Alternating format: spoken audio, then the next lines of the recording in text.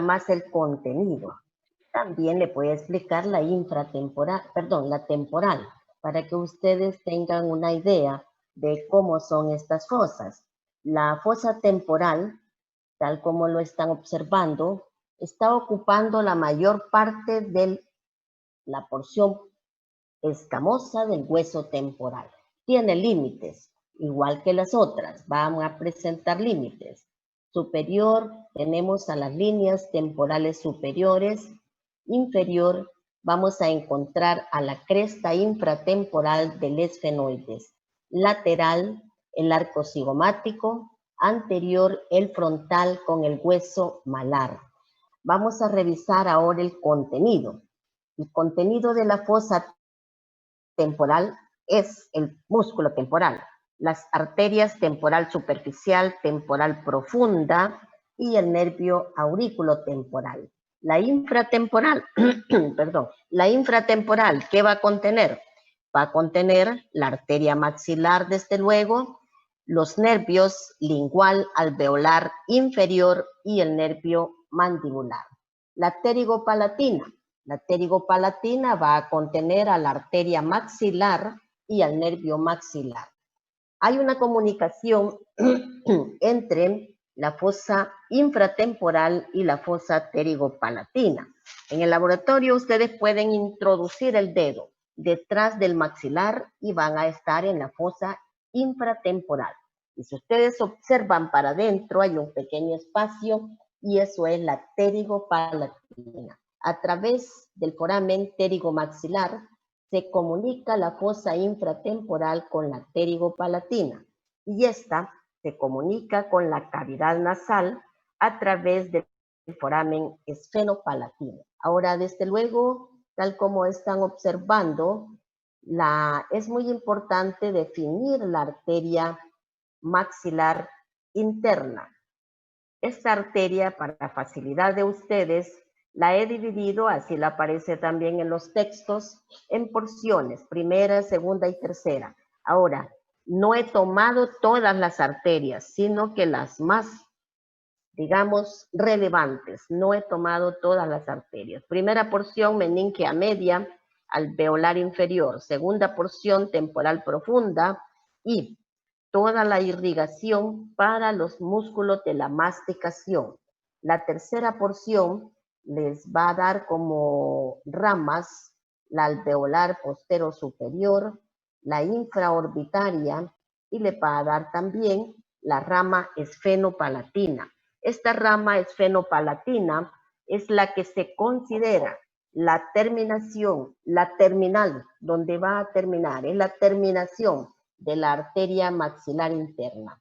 Veamos ahora la musculatura. La musculatura referida a músculos masticadores que están inervados por el quinto par craneal. Son fáciles porque son 4. Vamos a encontrar al temporal, vamos a encontrar al músculo macetero, al pterigoideo medial y al pterigoideo lateral. Son nada más 4, no olviden que están inervados por el músculo, perdón, por el nervio quinto par craneal o trigémino. De manera que desde ya que están oyendo que el nervio trigémino está inervando músculos, significa que ese nervio tiene un componente motor. Ya desde aquí podemos decir que hay un componente motor en el nervio trigémino. Ahora bien, si nosotros revisamos otras, vamos a revisar ahora la actividad que van a desarrollar estos músculos, es decir, la función que van a desarrollar estos músculos. Ahora, los movimientos que van a desarrollar los músculos son elevación, descenso, protrusión, retrucción, movimientos laterales. Movimientos laterales consisten en desplazar la mandíbula hacia la derecha o hacia la izquierda. Ahora, si ustedes revisan, vamos a encontrar que estos músculos pueden producir elevación, descenso, protrusión, retrucción y movimientos laterales. Si tomamos cada uno de los movimientos, la elevación es responsabilidad del temporal macetero pterigoideo medial. El descenso, el pterigoideo lateral, suprayoideos, infrayoideos. Protrucción, los dos pterigoideos y el macetero. Retrucción, las fibras oblicuas y horizontales del temporal, más el macetero. Movimientos laterales, el temporal del mismo lado, pterigoideo del lado opuesto y macetero también. Ahora, quiero hacerles un llamado de atención en el aspecto de que vean y noten ustedes cómo el macetero se encuentra en todos los movimientos, excepto en el descenso. Hasta en rojito se los he puesto. ¿Qué quiere decir? Que a pesar de ser un músculo que ustedes aparentemente lo están viendo pequeño, es un músculo de fuerza, es un músculo de mucha fuerza, porque la elevación requiere fuerza. Bien, eso es en cuanto a los músculos. Revisemos ahora la articulación. La articulación es la temporomandibular. La articulación temporomandibular va a estar constituida por lo que tenemos acá, vean por favor, la fosa mandibular y el tubérculo articular. Esas dos estructuras las está poniendo o están siendo colocadas por la porción del hueso temporal. El hueso temporal está presentando esas estructuras. Me refiero a la fosa mandibular y al tubérculo articular. ¿Qué va a poner entonces la mandíbula? La mandíbula va a poner el cóndilo. El cóndilo es el que se va a acoplar dentro de la fosa mandibular y le ayuda a ese acoplamiento el tubérculo articular. Pero hay algo importante y aquí está en rojo y esto recibe el nombre de disco intraarticular. Es un fibrocartílago y va a estar dividiendo la cavidad sinovial en dos compartimientos, un compartimiento superior y un compartimiento inferior. Así vamos a tener que en el compartimiento superior la articulación es plana, por lo tanto va a permitir movimiento de deslizamiento. La articulación es plana, por lo tanto va a permitir movimiento de deslizamiento. Ahora bien, desde luego van a decir ustedes, bueno, pero ¿dónde está ocurriendo? ¿Cuál de todos estos? Es la protrucción y la retrucción. Esos son los movimientos de deslizamiento. Ahora veamos el compartimiento inferior. Hemos dicho que es una bisagra. Entonces quiere decir que va a presentar flexión y extensión. La flexión es la elevación y la extensión es el descenso. Bueno, ya estamos completos, pero ahora le vamos a agregar algo más. Esta articulación puede hacer rotación. De acá, jóvenes, de que la articulación es sumamente compleja. No es una articulación a la cual le podemos decir en cuántos ejes se está moviendo, porque ustedes saben que la rotación se lleva a cabo en 3 ejes. Y en cuanto a la bisagra, van 2 ejes, un solo eje. Pero lo que es el deslizamiento, no podemos decir que se mueve en ejes, porque solamente es una pequeña o un pequeño deslizamiento de una superficie con otra. De manera que la articulación es sumamente compleja. Pero hay que clasificarla. Desde el punto de vista de tejido es una sinovial, pero desde el punto de vista de caras articulares, el autor Keimur, les aclaro porque hay otros autores que difieren. El autor Keimur la clasifica como una bisagra modificada. La verdad es que al ponerle el término modificada, ya está diciendo bastante, porque está diciendo que puede hacer o hace otros movimientos adicionales. No simplemente es una bisagra. De igual manera vamos a encontrar que tiene ligamentos, y uno de los ligamentos es el estilomastoideo, el otro es el el esfenomandibular, y el más fuerte recibe el nombre de lateral. También se llama temporomandibular. Bien, entonces ya salimos de la articulación. ¿Qué les pueden preguntar? Les pueden preguntar qué movimientos, oigan bien por favor, porque es en general, qué movimiento va a presentar la articulación temporomandibular. Entonces van a poner todos esos movimientos: elevación, descenso, protracción, retracción, lateralidad, en general. Pero luego hemos visto que cada movimiento tiene sus músculos específicos, de manera que no se vayan a confundir, por favor, que si a ustedes les hacen una pregunta general, ¿qué movimientos permite la articulación temporomandibular? Pues son todos los mencionados. Pero si ya les dice específicamente, ahí cambia la situación. Bien, entonces ya mencionamos la estructura de lo que es la articulación temporomandibular. Vamos a hablar del nervio trigémino, el quinto par craneal. En primer lugar, vamos a decir que tiene un ganglio, y es el ganglio del trigémino, pero también recibe el nombre de Gassel. Pero si les sale muy difícil, digan ganglio del trigémino. Tiene 3 ramas, una oftálmica, una maxilar y una mandibular. En esta figura ustedes pueden observar cómo la rama oftálmica está inervando la piel, esto es cutáneo, la piel, vean, de la nariz, de la frente, y un poco la piel de la calota, o también recibe el nombre de bóveda craneal. Ahora el 2, el maxilar, véanlo, un poco del labio superior se va acá a lo que recibe el nombre de pómulos, en otras palabras al hueso malar, y sube un poquito. En cuanto a la porción de la frente, se coloca lateral. Pero esto, repito, esto es sensitivo, eminentemente o principalmente sensitivo. Veamos el 3, aquí se van a detener. En el 3, aquí está el área sensitiva, labio inferior, luego la piel que está recubriendo la mandíbula, y vean cómo lateral a la oreja sube un poco lateral a la oreja. Desde luego, insistiéndoles, esto es piel, esto es sensitivo. Entonces, ¿qué dice el mandibular? Está diciéndonos que si está inervando piel, es un nervio sensitivo.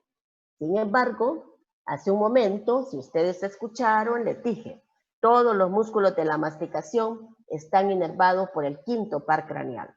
Desde el momento que escuchamos que una rama nerviosa está inervando a un músculo, eso es motor.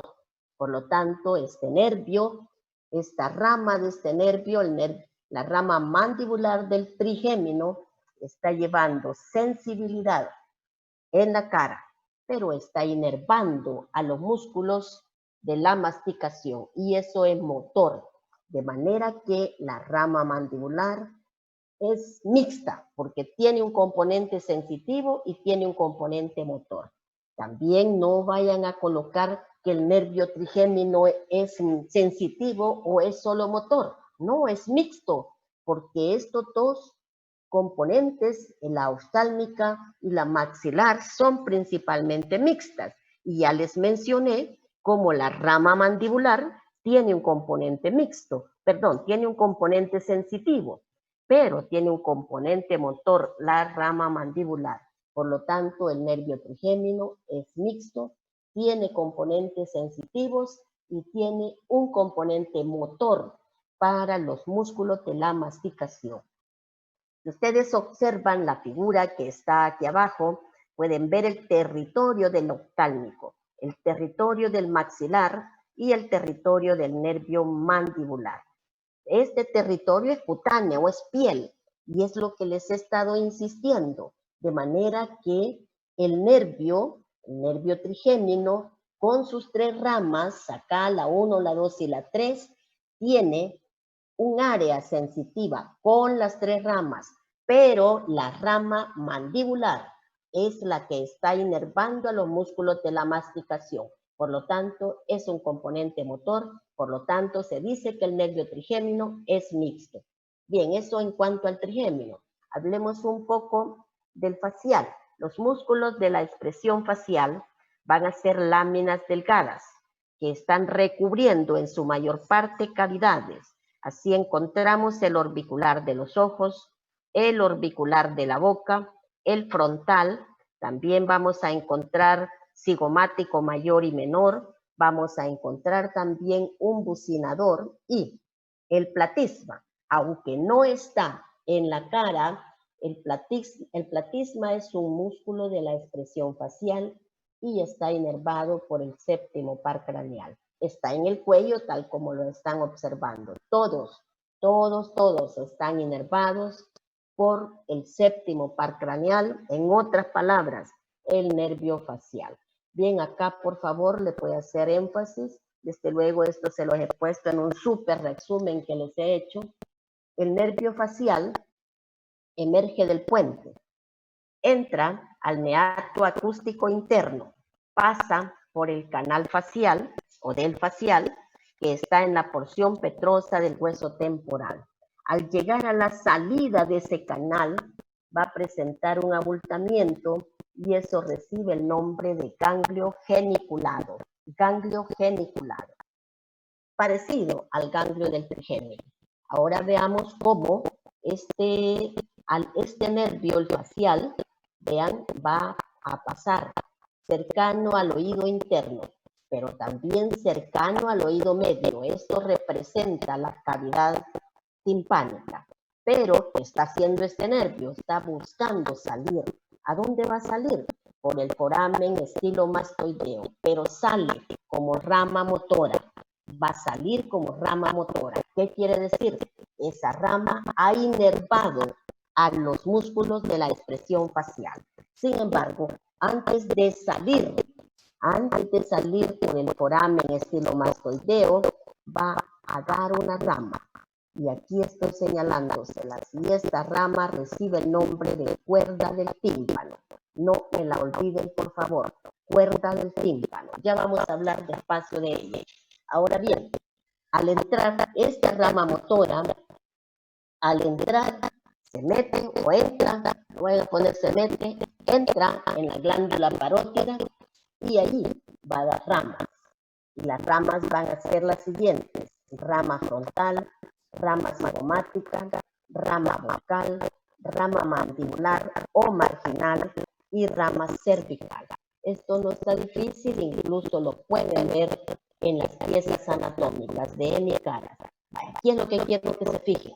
Acá esta diapositiva se las puse para que vean la integración que hay entre el quinto par craneal y el séptimo par craneal. Aquí tenemos al séptimo par craneal y aquí está el ganglio geniculado. Y este nervio facial va a dar una rama que se llama cuerda del tímpano. Pero esta cuerda del tímpano se va a unir a la rama lingual del quinto par craneal. De manera que ustedes pueden observar cómo los dos nervios se integran de manera funcional para poder llevar impulsos y poder realizar funciones. Ahora fíjense, se lo voy a repetir nuevamente, la rama denominada cuerda del tímpano, que es rama del facial, se está uniendo a la rama lingual, que es una rama del quinto par craneal. Desde luego ustedes pueden observar acá, vean por favor, como la rama lingual llega a la lengua, desde luego, va a llevar inervación, pero es una inervación sensitiva general. ¿Qué es eso? Eso es olor, temperatura, propiocepción, presión, tacticidad. Todo eso es sensibilidad general. O sea, que ustedes se ponen el hielo en la lengua y lo van a percibir. De igual manera, si apretan la lengua con un dedo y lo sienten, perciben. Entonces hay olor, hay temperatura, hay tacticidad. A partir entonces de este nervio que es el igual, todas esas sensibilidades van a poder ser cercadas, ¿verdad? Pero esto es una sensibilidad general. Ya vamos a hablar de otra cosa. Bien, no me vayan a olvidar nada de esto, por favor. Nada. Vamos a encontrar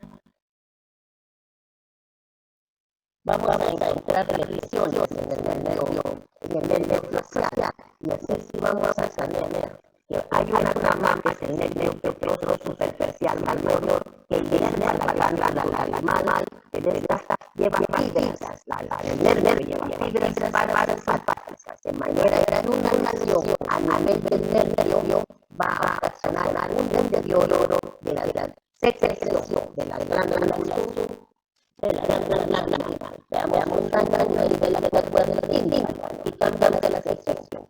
Va a tener, desde luego, una inervación sensitiva y parcial y es seria a los terceros anteriores del cuerpo de la lengua. Pero ¿qué es eso diferencial? Esos son los sabores, dulce, amargo, salado.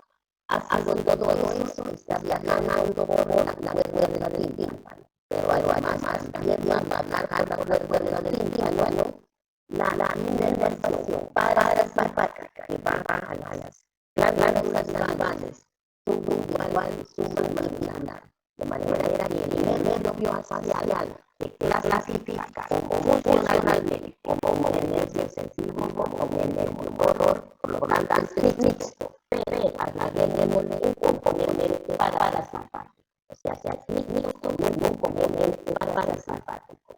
La tercera lesión va a ocurrir a nivel de cuando la rama que emerge, la rama motora, salga por el abdomen y lo manteneo.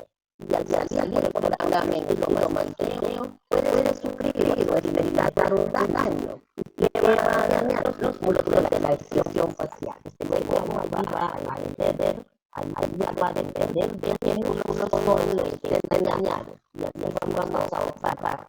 Por ejemplo, en esta diapositiva, el occipito frontal es el músculo que está viendo la ceja, pero el occipito frontal está invadido por la rama frontal del facial. Si está dañado, una persona no va a poder experimentar, va a poder subir la ceja. El bucinador que hace es el que con el cual hablamos y silbamos, pero si está dañado, y encontramos dañada la rama bucal del facial, el bucinador no se puede hacer ni soplar ni silbar. Luego, por último, tenemos el orbicular de los ojos. Este cierra el ojo, pero si está dañada la rama cigomática y la rama frontal, no va a funcionar el orbicular de los ojos. Por lo tanto, no va a poder cerrar el ojo. La persona no puede cerrar el ojo. Pierde la sangre. No es. Por ejemplo, cuando nos habla de las lesiones. Bueno, esto solamente esas lesiones existen, igual acá, en esta diapositiva. No solo estos, digamos, daños se pueden presentar, no hay más daños. Sin embargo, por hacerles la situación más fácil, solamente les he dado estos ejemplos. Además, esto lo van a ver también en neuro y lo van a ver en fisiología. Ahora, repitiendo las lesiones, que me queda un poquito de tiempo.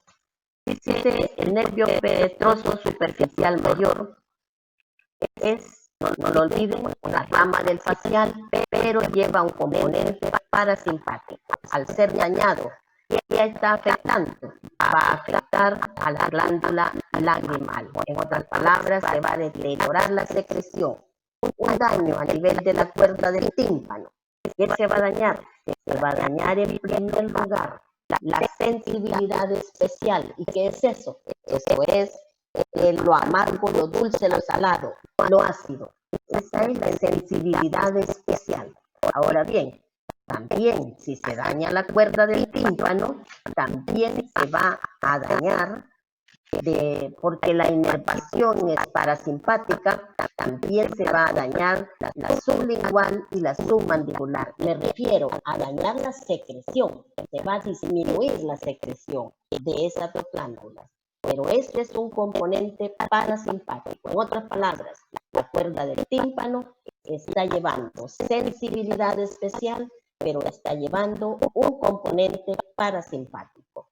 En cuanto a la tercera rama, el tercer daño, va a ser en la rama motora, de manera que cualquiera de los nervios que estén dañados, cualquiera de los nervios que estén dañados van a dañar a un músculo. Y son los ejemplos que les puse anteriormente. Repitiéndoles por favor esto. La cuerda del tímpano, rama del facial, se une al lingual, pero el nervio lingual lleva sensibilidad general. ¿Qué es eso? Eso es dolor, temperatura, tacto, presión. Todo eso es dolor, todo eso de dolor, temperatura, tacto, presión, eso es sensibilidad general.